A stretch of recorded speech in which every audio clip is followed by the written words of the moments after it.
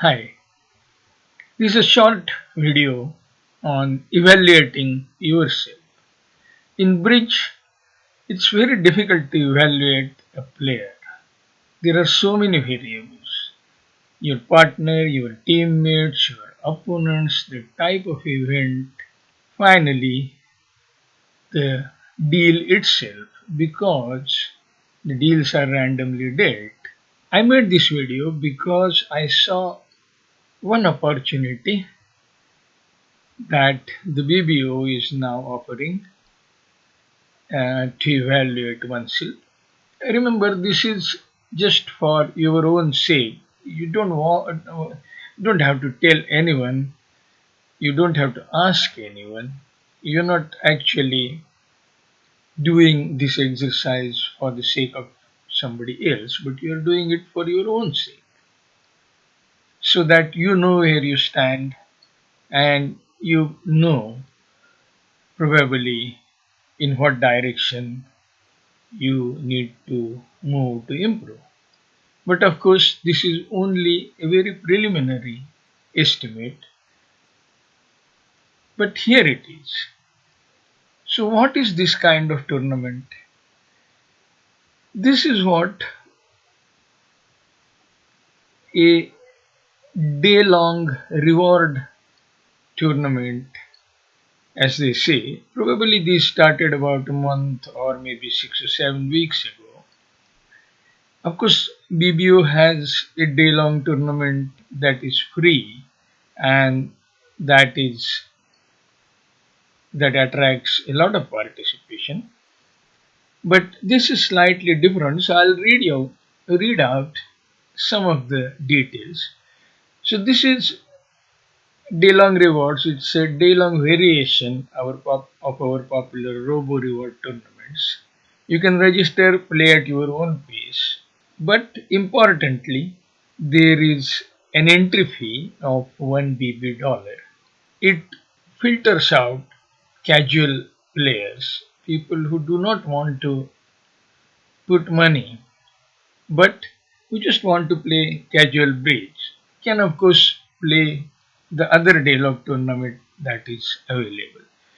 So if you look at this event, I'll show you later. This attracts about 8 to 10% of the participation that a typical day-long tournament will attract. Then second thing is not best hand. You could get any hand. In the other day long tournament, the free day long tournament, you typically get the best hand, and that affects your bidding because you know that nobody else can have as many high card points as you have. Then there are 16 boards as opposed to 10 or maybe 12 in the other. And very important, 80% payback in prizes distributed to top 30% players. So they are not only charging an entry fee, but they are giving back 80% of the entry fee. If you look at the regulations in Western countries, in UK especially, gambling is permitted, but there are very strict conditions on the bookmakers, on those who offer you gambling opportunities. They have to return a certain percentage of money, certain very high percentage of money, 90% or so. And the software has to be tested and vetted for many different eventualities. And you have to prove that in all those cases, about 90% or whatever that figure is as per the law, money is returned to those who wager at the whatever that gambling game or match or whatever it is. So the bookie can't keep more than a certain amount of money. So this is a good development that is coming to bridge, and I really wish that all online tournaments copy this particular declaration so that you know how much of the entry fee is being kept by those who are organizing it. Even those who are sponsoring games probably will begin to ask the holders of the tournament, the body that holds the tournament, as to how much of the entry fee they are keeping and how much is being returned. So probably the sponsors of tomorrow will definitely want to have a say in this matter, because the more the money that is returned and the more uh, evenly it is distributed. So 30% of the players are getting money. That means, in some sense, merit will be rewarded with money here, and not only 5 out of 100 or not 10 out of 100, but 30 out of 100. This is the direction where bridge is probably going to go, because currently most bridge tournaments end up lining the pockets of travel operators, hoteliers, and restaurateurs. Typically, the payments that go to meritorious bridge players go from the sponsors, not from the entry fee collection itself. But I'm quite sure that in near future, in the time to come, this will change, and this marks a very good beginning. So what I did was I played these events about 12 or 13 times. I played about 13 sessions of these day long events. 13 days, 16 deals roughly take me about 40 minutes plus or minus 10. Sometimes it finishes pretty fast, sometimes it takes slightly more. And as you can see, these are the results. So they charge $1 entry fee, and I could collect as prize these many over 13 events. So that is 9 times I got a prize that was more than 1 BB dollar.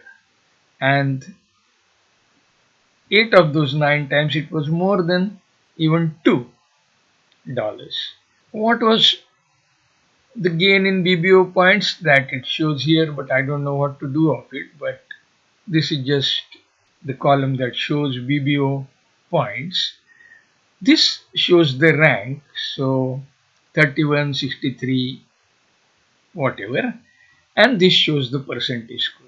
So if I were to click on this event, you can see that okay, I got 64%, I got BBO point 16, I got a prize of 4 BBO dollar, and my rank was 31st. And how many played?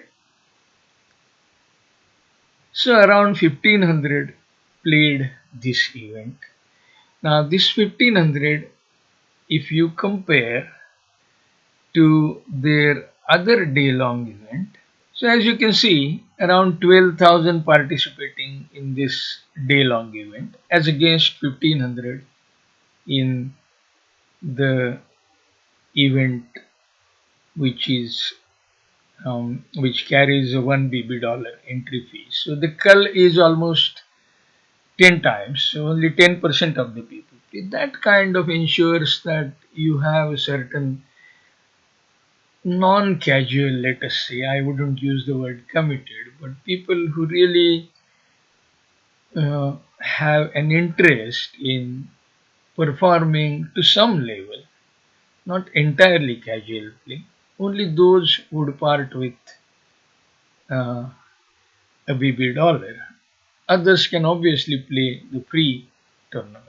So I plotted my performance, and as you can see, this is the average over 13 sessions was around 56.3%.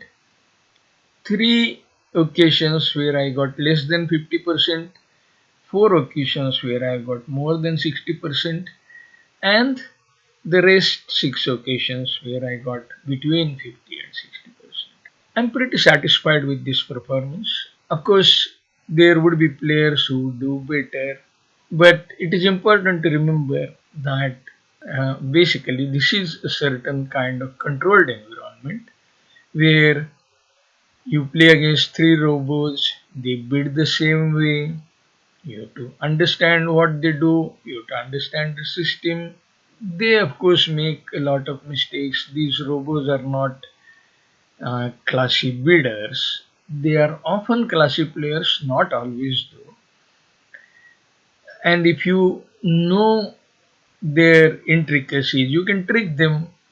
There are some ways you can trick them during play. There are many more ways where you can trick them in bidding, but I don't really like to use any of those ways because that could affect uh, the way you approach the game. That could affect your real game. So I don't particularly like to use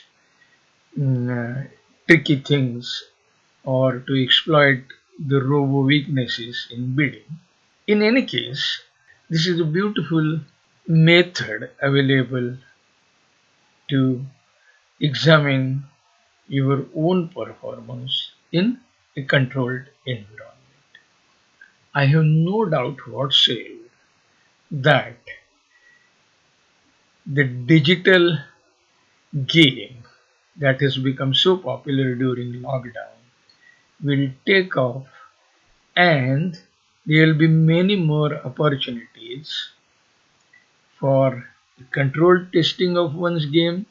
There will be many more opportunities to play only amongst good players, and I'm hoping that this digital kind of revolution, if you will filter out the importance of money in the game as a whole. I hope you liked this video. Thanks for joining. Bye.